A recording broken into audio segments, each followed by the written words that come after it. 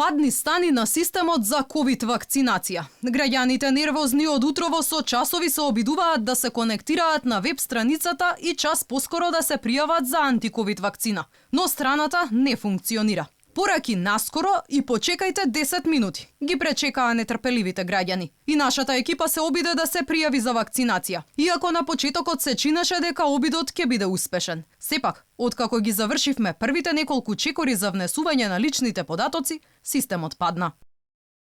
Дека страната не функционира признаа и од Министерството за здравство. Оттаму велат дека во моментов се работело на последните технички прилагодувања. И додека граѓаните мака мачат да се пријават за имунизација, владата се пофали дека долго очекуваните вакцини од Србија утре ќе стигнеле на граница.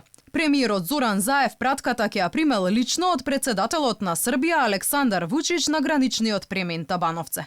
8.000 вакцини на Pfizer кои Србија и ги отстапи на Македонија ќе бидат наменети за здравствените работници во ковид центрите.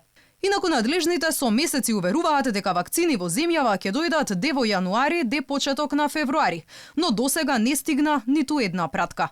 Ги нема ни донациите најавени од Грција и Бугарија, ниту пак вакцините нарачани преку Ковакс механизмот, кои најверојатно ќе стигнат последни, дури во март. Македонија очекува и 5800 дози директно од производителот Pfizer, но и за нив нема најави кога ќе стигнат во земјава. За сега нема ниту датум за 200.000 дози од кинескиот производител Sinopharm.